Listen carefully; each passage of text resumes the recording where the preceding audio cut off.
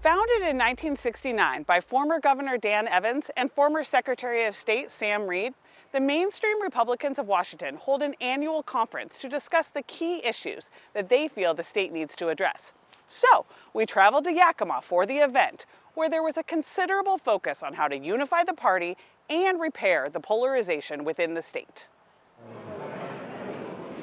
Mainstream Republicans of Washington, a Big Tent organization, because we do not have litmus tests. We do not rule people out because they don't agree with us on one issue. We put up the big tent together, we take it down together. We move that big tent to other areas so that other people know that there is a place where it's not polarizing. Our conference is based on bringing people together who want to work on solutions rather than just gripe and complain, but want to work together to find solutions that are best suited for all of Washington State. We have people from very conservative but practical, common sense conservative to very moderate, which I am a moderate Republican. And we work towards electing mainstream Republicans to office in the state of Washington. We understand, the Republicans are the minority party in this state, but how can we work across the aisle and get certain things done for our communities? That's what's really important to us. So what is mainstream? Mainstream is a group of Republicans that want to govern, want to have solutions, but also understand that we are the minority party and we have to work with the other side to get anything done. If you agree with someone 80% of the time, they're 80% your friend. They're not 20% your enemy, right? It was Ronald Reagan who said if they agree with you 80% of the time, then they're your ally. You're not your enemy. And that's the way we operate. I mean, I'm here. I'm a conservative Republican. I'm a pro-life, pro-gun conservative Republican. I'm here because their tent basically has gotten bigger to allow us to come, and they've expressed that outreach to be able to welcome people from what they consider, the little bit more on the right side.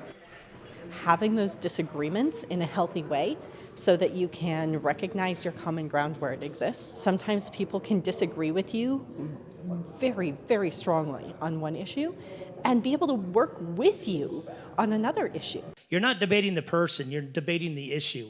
And the more you do that, you build that respect across to the other individual. And if you do that in a way that you've done your due diligence, you've done your homework, you have your facts, you have your discussion points, they can respect you. This discussion on how to respectfully communicate was central to the opening discussion on building bridges. Find something to do that's not in your comfort zone. Get outside of your echo chamber so that you can hear the other perspective. Because a part of winning and a part of effective communication is knowing the message that the other person is hearing, so that way you can speak in the same language. The panel that I spoke on this morning specifically dealt with API community. I'm one of the board members for the Asia Pacific Cultural Center, and so we were primarily just talking about what can we do to bridge the gap.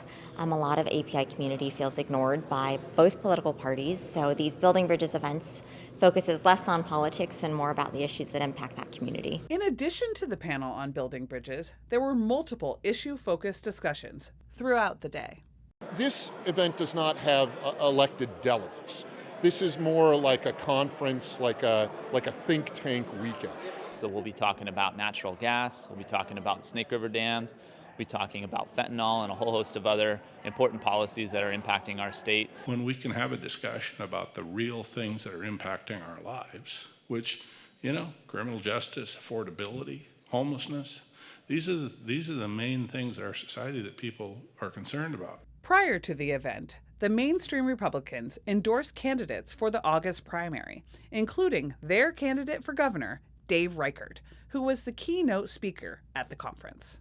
Because we will show the rest of the country exactly what we can do when you bring new ideas to the table. There's a multitude of roles that we play in the election process. We're not the official party, so that there's things that we just don't do because of that, but we still make endorsements. What endorsements, wherever they come from, can help with is breaking through the noise. People tend to think that it means a big pot of money. That's generally not what it's about.